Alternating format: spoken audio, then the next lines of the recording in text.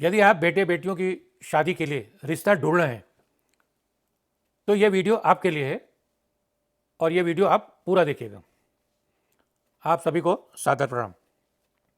आज हम चर्चा करने वाले हैं मैच मेकिंग के ऊपर, कुंडली मिलापक पर। यह कुंडली मिलापक क्या होता है? जो वर वधु होते हैं, कन्या जो होती है, विवाह के लिए जब हम देखते हैं तो कुंडली मिलाते हैं, दोनों की कुंडली। तो ये कुंडली मिलाने को जो होता है उसको हम जो बोलते हैं मैच मेकिंग। एक कहावत रही है पहले, जब हम विवाह के लिए करते हैं तो इसमें एक कहावत रहती रही पहले कि विवाह के जो जोड़े होते हैं वो स्वर्ग से ही तय हो जाते हैं। ये कहावत क्या सही हो सकती है? स्वर्ग में मतलब वर वधु की विवाह स्वर्ग में ही हो गया, तो हमको क्या करने का, पृथ्वी पर क्या करने का? सिर्फ एक प्रतीकात्मक ही विवाह करने का है। और जो भी जीवन साथी आता है घर में उसका हम स्वागत करें और हमारे ऊपर कोई अलग से वैकल्पिक जो है कोई रास्ते नहीं है। ये धारणा गलत लगती है, परंतु इसकी सही धारणा क्या है? तो जो वेदों में कहा गया कि स्वर्ग में जोड़े बनते हैं, तो स्वर्ग में नहीं बनते। स्वर्ग की जगह आकाश है। क्यों आकाश है? क्योंकि ये जो ब्रह्मांड है, वो ब्रह्मांड में जो है जब मनुष्य का जन्म होता है तो उस समय जो चंद्रमा जहां होता है, जो नक्षत्र होते हैं, उसके हिसाब से हमारे जीवन के ऊपर प्रभाव पड़ता है। तो सही बात यही है कि जोड़े स्वर्ग में नहीं, आकाश के थ्रू बनते हैं, हमारी राशियों के थ्रू बनते हैं। और ये हमको पृथ्वी पर जोड़ने का है, क्योंकि ये जो जीवन का जो दाम्पत्य जीवन होता है हम पृथ्वी के ऊपर निभाने वाले हैं। तो जो ज्योतिष लोग होते हैं ये कुंडली को जो मिलाते हैं उसके अलग अलग कई मेथड्स हैं। जो नॉर्थ इंडिया में और ज़्यादातर जो मिलाते हैं वो अष्टकूट मिलाते हैं, मंगल दोष देखते हैं और ग्रह मैत्री देखते हैं, ग्रहों दोनों के अच्छे हैं कि नहीं। तो अब हम आपको बताएंगे कि अष्टकूट क्या होता है। अष्टकूट है 8 एक पॉइंट्स बनाए गए हैं, जैसे वर्णकूट, वर्षकूट, योनिकूट, ताराकूट, ग्रह मैत्री, गण, नाड़ी, भकूट, ऐसे करके ये सब बनाए हुए हैं। इनमें जो है कन्या और वर दोनों का मैच होना चाहिए।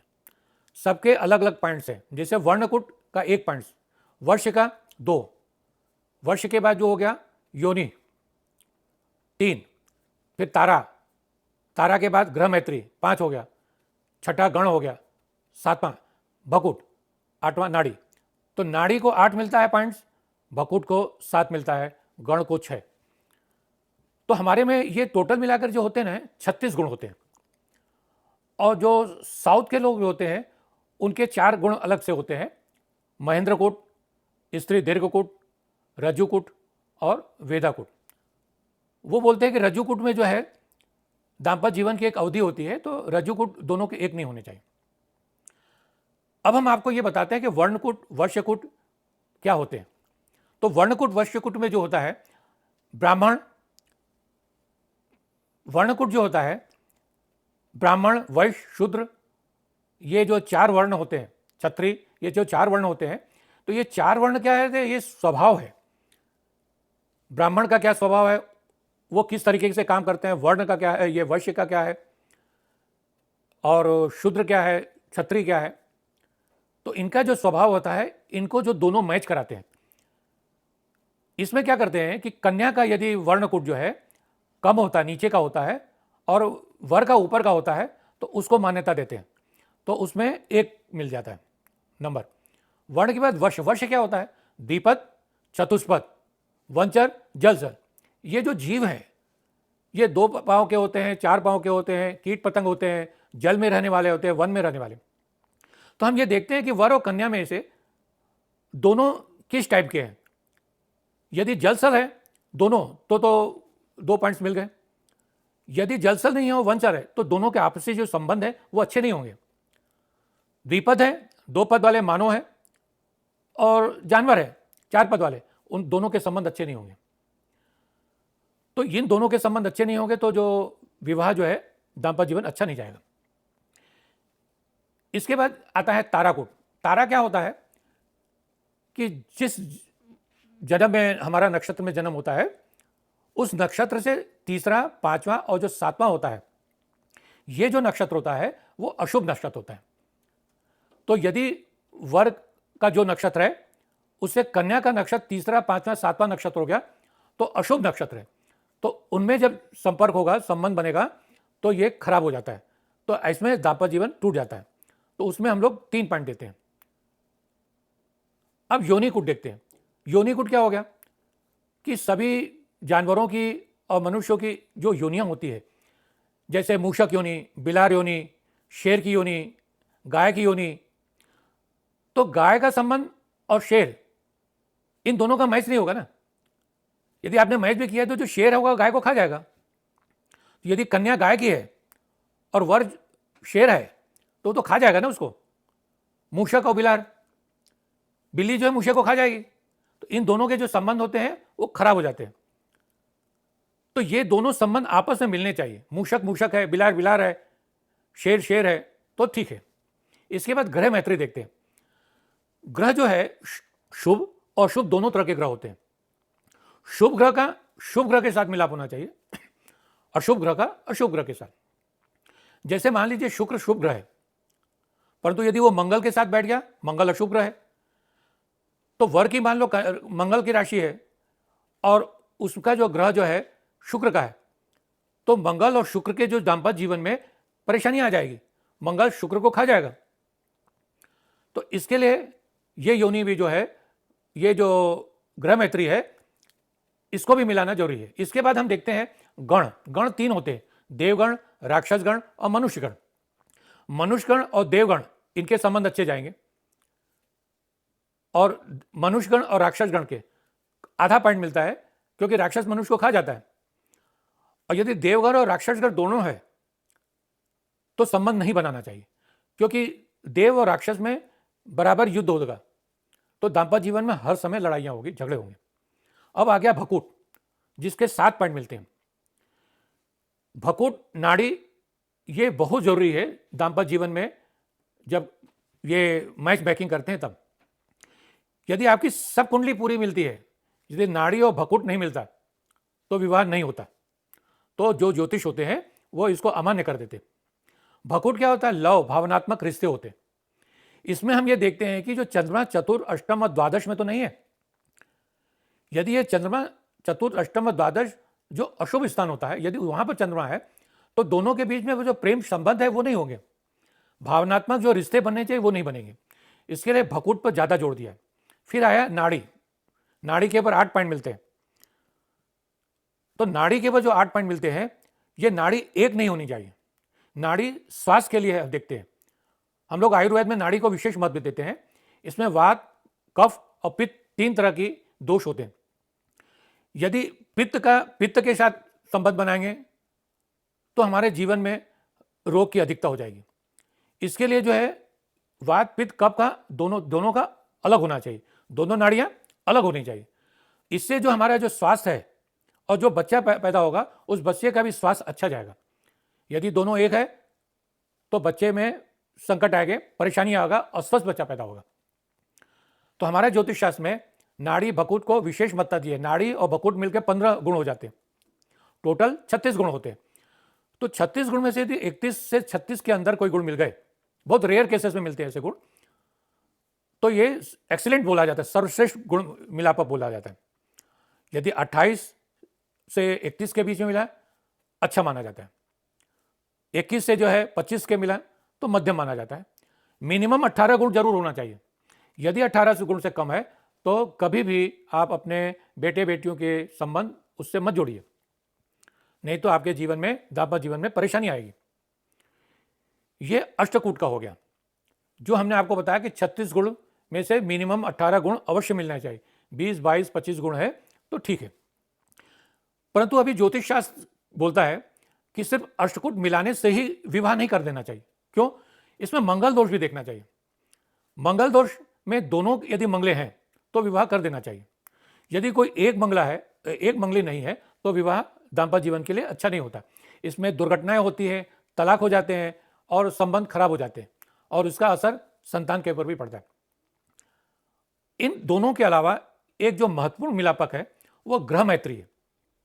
ग्रह मैत्री मतलब दोनों के ग्रह कैसे होने चाहिए, क्योंकि जो हमारा जो ब्रह्मांड में जो है ना, सूर्य चंद्रमा के अलावा भी बहुत सारे दूसरे ग्रह हैं।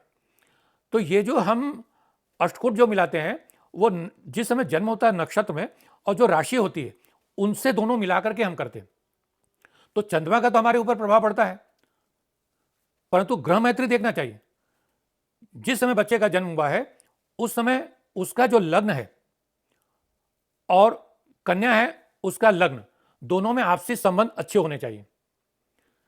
लग्न का स्वामी, राशि का स्वामी, ये दोनों मिलना चाहिए एक दूसरे से। तीसरा सातवां होना, पहला सातवां होना चाहिए, तीसरा 11वां होना चाहिए, पांचवां 9वां होना चाहिए। यदि वो एक दूसरे से चौथा 8वां 12वां है तो संबंध अच्छे नहीं बनेंगे।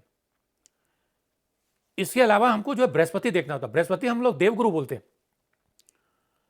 और बृहस्पति एक ऐसा ग्रह होता है, यदि लड़का या लड़की के ग्रहों में बृहस्पति यदि अपने उच्च भाव में अच्छी पोजीशन में है तो विवाह टूटे टूटे बच जाता है। उसमें क्या होता है कि जो कोई ना कोई ऐसे गुरु महात्मा जो होते हैं वो इस दाम्पत्य जीवन को बचा देते हैं। गुरु विद्या बुद्धि का मालिक होता है, तो वो दाम्पत्य जीवन को बचा देता है। तो इसके लिए बृहस्पति को अवश्य देखना चाहिए, और खास करके कन्या में, कन्या की राशि में चंद्रमा को देखना चाहिए, क्योंकि चंद्रमा जो है हमारे जीवन पर सबसे ज्यादा प्रभाव देखता है। तो दोनों के चंद्रमा देखना चाहिए कि कोई अशुभ स्थान पर तो नहीं है, या चंद्रमा किसी अशुभ ग्रह के साथ तो नहीं बैठे। यदि चंद्रमा अशुभ ग्रह के साथ बैठेंगे तो शुभता का प्रभाव नहीं देगा। चंद्रमा शुक्र बैठ गया, चंद्रमा शनि बैठ गया, तो भी यह दाम्पत्य जीवन में परेशानी पैदा करता है। पति के और पत्नी के जो प्रथम और सातवां जो स्थान होता है, घर होता है, उसमें भी दोनों शुभ ग्रह बैठे होने चाहिए। एक में मंगल, एक में शनि है तो खराब कर देगा। एक में राहु है, मंगल बैठा है तो भी खराब कर देगा। शुक्र मंगल है तो भी खराब कर देगा। तो जो अच्छे ज्योतिष होते हैं और जो जानकार होते हैं, जिनके पास अनुभव होता है, तो वे ये सारी चीजों को देखने के बाद फिर विवाह के लिए हामी भरते हैं। इसके बाद जो होता है, जो विवाह का जो समय होता है, जब विवाह संपन्न होता है, उसका मुहूर्त भी बहुत इंपॉर्टेंस होता है। क्यों होता है कि चंद्रमा जो है 2 घंटा, 2.25 घंटे में 1 डिग्री आगे बढ़ जाता है, और पूरे दिन में जो चंद्रमा अलग अलग जगहों पर घूमता है पृथ्वी के, तो उसमें कोई ऐसा समय होता है जो बहुत अच्छा समय होता है। उस अच्छे समय में यदि आपने विवाह संपन्न किया है तो दाम्पत्य जीवन बहुत अच्छा जाता है। यह चीज आपको ध्यान रखना चाहिए। आज के ज्योतिष बहुत सारे ऐसे होते हैं जो अष्टकूट मिलान करके बोलते हैं कि इनका तो गुण बहुत अच्छा मिल रहा है, विवाह हो सकता है। परंतु मैंने अपनी लाइफ में बहुत सारी कुंडलियां देखी है जिसमें कुंडली में जो है 28-28, 30-30 गुण मिलते हैं, परंतु उसका दाम्पत्य जीवन बहुत लंबा नहीं चलता। यह जरूरी नहीं कि किसी का तलाक ही हो जाए, परंतु दाम्पत्य जीवन में क्लेश होते हैं, संतान में दिक्कत होती है, घर में रोज विवाद होती है, नौकरी चाकरी जॉब में ये सारी परेशानियां होती। इसके लिए जो है आदर्श विवाह होना चाहिए, बेमेल विवाह नहीं होना चाहिए। हमको यह भी देखना चाहिए कि जो कन्या हमारे घर में आ रही है उसके क्या संस्कार हैं। हम नॉनवेज खाते हैं तो वो क्या हमारे साथ नॉनवेज खाएगी क्या? वो जैसे जैन है तो वो क्या हमारे साथ खाना खाएगी नहीं? ये सारी चीजें देखनी चाहिए। इसके अलावा हमको ये भी देखना चाहिए, नॉर्थ के हैं, साउथ के हैं। अभी साउथ का खाना अलग तरह का होता है, नॉर्थ का खाना अलग तरीके का होता है, और जो दूसरे विदेशों में जो दूसरी कंट्री है उनके खान पान अलग तरीके से होते हैं। तो जब हम कन्या का विवाह कर रहे हैं तो ये सारी परिस्थितियां, सारी चीजें देखनी चाहिए।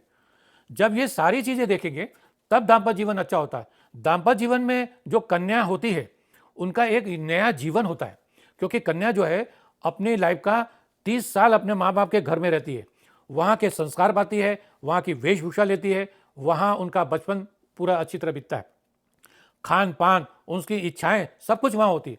फिर वो जब आती है ससुराल में तो उसका जब मैच नहीं होता, यदि मैच होगा तो दाम्पत्य जीवन अच्छा हो जाता है। यदि ये सारी चीजें मैच हो गई तो दाम्पत्य जीवन बहुत अच्छा जाता है, लंबा जाता है, उसकी संतान अच्छी जाती है, घर कुल अच्छा जाता है। प्राचीन समय में तो क्या था, गांव में ही शादियां होती थी तो लोगों को मालूम होता था ये घर की लड़की अच्छी है और इनके संस्कार अच्छे हैं, ये इस तरीके के खाने खाते। आज ऐसी पोजीशन नहीं है। और उस समय क्या था कि लिमिटेड पीरियड था, मतलब लिमिटेड लड़कियां होते थे। आज ऐसा नहीं है। आज हमारे जो है मैरिज के जो है बहुत सारे वेबसाइट चलते हैं और वर्ल्ड में हम कहीं भी किसी से भी कांटेक्ट कर सकते हैं। इंडिया के ही लोग वर्ल्ड में कहीं कहीं भी बैठे हुए हैं, वो भी इंडिया के लोगों को खोजते। तो हमको उसमें देख करके हमको सारी चीज़ें देखनी चाहिए। और आज हमारे पास बहुत सारे अच्छे साधन है, टेक्निकल जो है, अच्छी अच्छी टेक्नोलॉजी है। हम उसका जो है बैंक के खाते देख सकते हैं, काम कहाँ करते हैं वो देख सकते हैं, उसका घर कैसा है, उनके नाम से है कि नहीं प्रॉपर्टी, वो देख सकते हैं। मतलब उसमें झूठ नहीं चलता। तो झूठ नहीं चलेगा तो दाम्पत्य जीवन अच्छा चलेगा। ये वीडियो यदि आपको अच्छा लगता है और आपको कुंडली मिलापक करना है और कुछ इसके बारे में पूछना है तो आप हमसे जरूर संपर्क करिए। जो ज्योतिष अनुभवी होता है, ज्योतिष तो बहुत है और अच्छे पढ़े पढ़े लिखे लोग हैं, परंतु ज्योतिष ने जिन्होंने हजारों कुंडलियां देखी है और उन्होंने जिन लोगों के कुंडली में मिलान कराया है तो उनके लाइफ के बारे में भी उनको मालूम है कि मैंने जिनकी कुंडलियां मिलाई है उनका जीवन कैसा चल रहा है और क्यों खराब हुआ। वो उनके पास प्रैक्टिकल एक्सपीरियंस है। उस प्रैक्टिकल एक्सपीरियंस से वो जो आगे आने वाले जो संबंध बनाएगा वो सारी चीजें उसके ध्यान में रहेगी। तो ऐसे लोगों के साथ, ज्योतिष लोगों के साथ आप संपर्क करिए। और हमारे से संपर्क करना है तो हमारा जो वेब फॉर्म में मेल है, ईमेल है, उस ईमेल में आप जाइए और हमारे से संपर्क करिए। मैं आपके बच्चों की कुंडलियां अच्छी से अच्छी तरह मिला करके दूंगा। हमारा ये वीडियो अच्छा लगे इसे लाइक करिए, कमेंट करिए और दूसरे जो है अपडेट के लिए, जो ज्योतिष के जो अपडेट है उसको पाने के लिए सब्सक्राइब करना नहीं भूलें। सही समय की जो चेतावनी है आपका भाग्य बदल देती है। दाम्पत्य जीवन एक बहुत लंबा दाम्पत्य जीवन चलने वाला है, तो इसको अवश्य देखिए। डरे नहीं, सतर्क रहिए, सावधान रहिए। इसी के साथ ये वीडियो हम समाप्त करते हैं। बहुत बहुत धन्यवाद और आपका दिन शुभ और मंगलमय हो।